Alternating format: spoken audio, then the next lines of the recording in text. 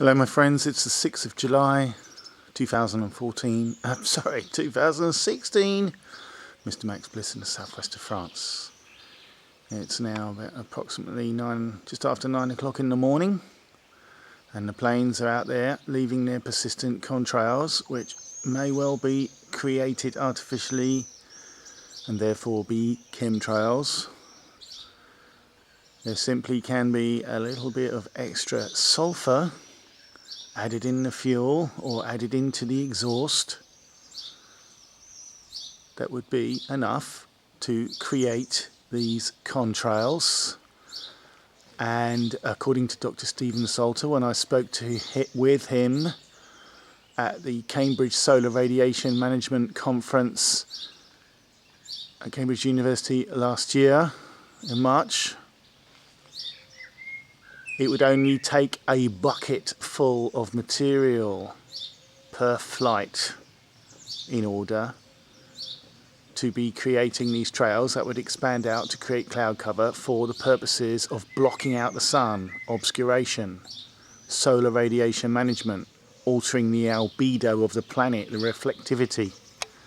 Only a bucket of material. We're not talking about huge tanker planes. We're just talking about any plane, be it a drone, be it a business aircraft plane, be it a private jet, be it a commercial jet. A bucket full of material is all that would be required. Not really a logistic problem, is it?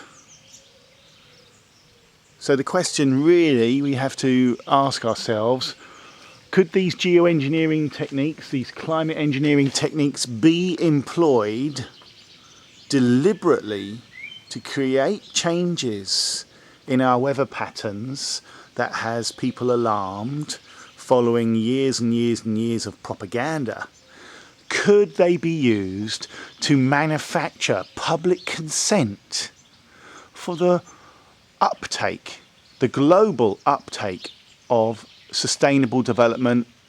The Agenda 21 is now called Agenda 2030. We're talking about a global plan to be implemented at a local level, where the United Nations, which is an organisation set up by the international bankster families like the Rockefellers and the Rothschilds and the Royals and all the big players on the world stage. Is covert geoengineering being used? Has it been used for many years, creating changes in the weather patterns and climate that is falsely attributed to CO2?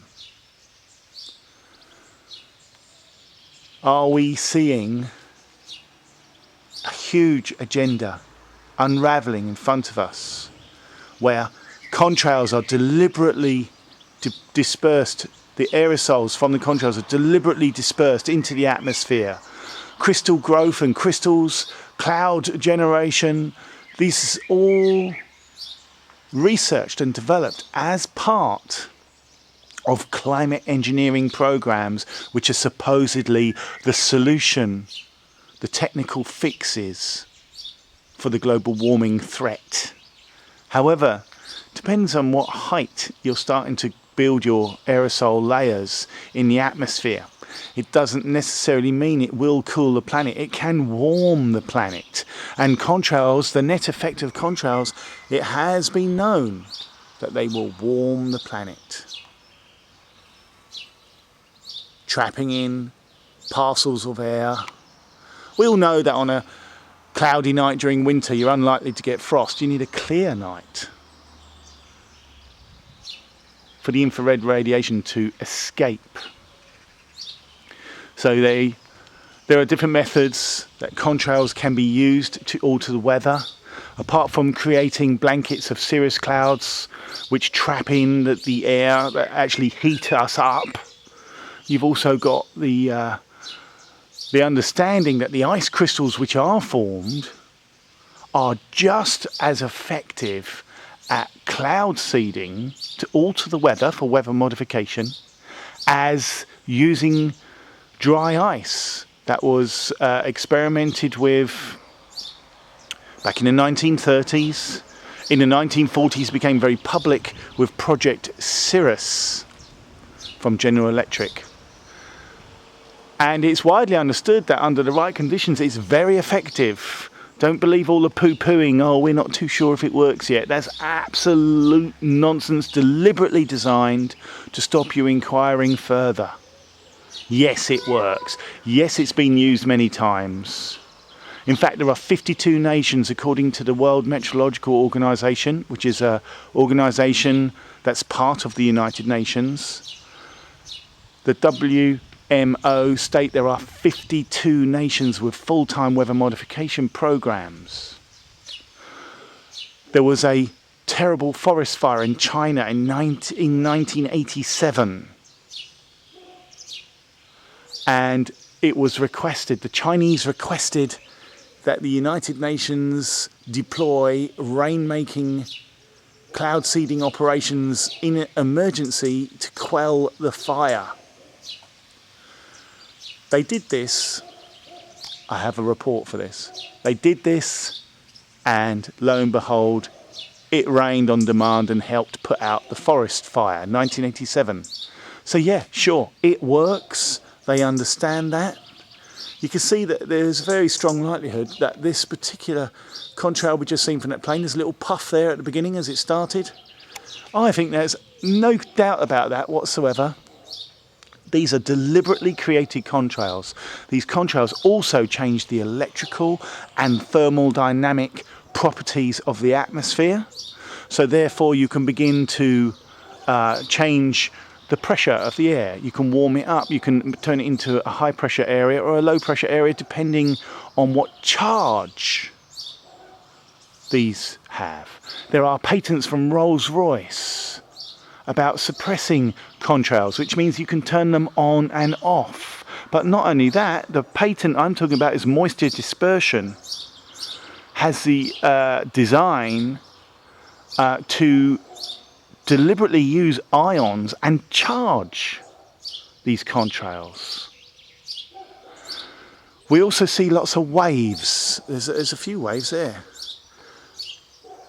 Now, there's been a great deal of study for over 100 years into managing the global electric circuit, because our atmosphere is filled with electricity, and so are clouds, and so are contrails.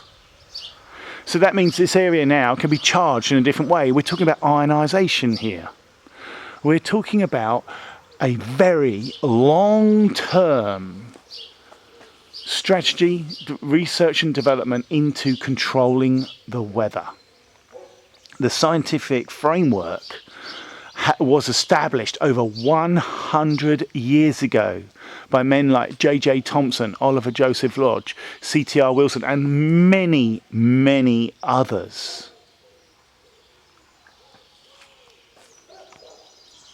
And of course, if you can control the weather, you can then control hydrological cycles, you can then begin to control the water supply, food production, make enormous sums of money with weather derivatives from the Chicago Mercantile Stock Exchange, if you have inside information. But you can also manufacture weather extremes that can be falsely blamed or attributed to climate change to manufacture public consent for the uptake of Agenda 21, which is a global plan to be implemented at a local level, designed to usurp sovereignty. It's designed to take control of the resources. It's designed to change industry practices. It's designed to create a public-private partnership between huge corporations and global governance. It's a takeover.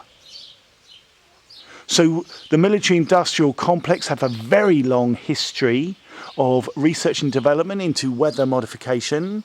Now, weather modification, continuously used over decades, at least 70 years, will begin to affect climate. This is well understood long ago. There are many, many books I have now about weather and climate modification. So we need to understand there is a huge geopolitical leverage attached to using large-scale weather modification, using commercial aircraft and any aircraft whatsoever to do this large-scale climate engineering, which is non-consensual. We do not consent to this. In fact, most people have no idea that it's even possible, let alone going on above your heads. We need to understand that the oligarchy, that little tiny exclusive club at the top of the pyramid of power, is interested in consolidating their power and creating a global empire. And they call it the New World Order. They themselves call it the New World Order. And we're talking about a totalitarian system, a despotic system of total control, with all of us enslaved with a scientific dictatorship, with all its emerging technology such as nanotechnology and biotechnology and information communications technology and neuroscience, all of these and many other converging sciences and emerging sciences. These sciences are designed to take control of all life on this planet, creating a smart world. Self-monitoring, analysing and reporting technology is designed to be built into the genetic makeup of all things.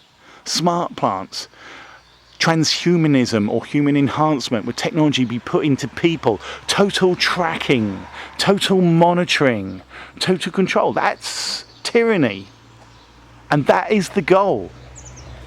So it's time to wake up, my friends, because we have the ability to stop it. They know that. They've publicised that many times. But we will only ever stop this if we begin to inform ourselves so we can inform others. Educate ourselves so we know what's going on. We do need to know. So you have to do some homework, but the information is out there. It's everyone can do this.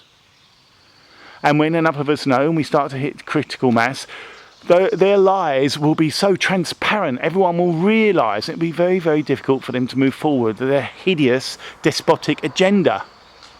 So it's time to wake up, my friends, and do what you can.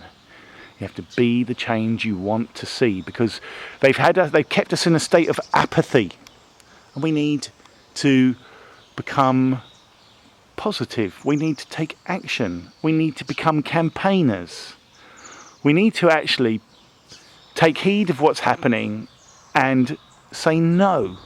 We do not consent.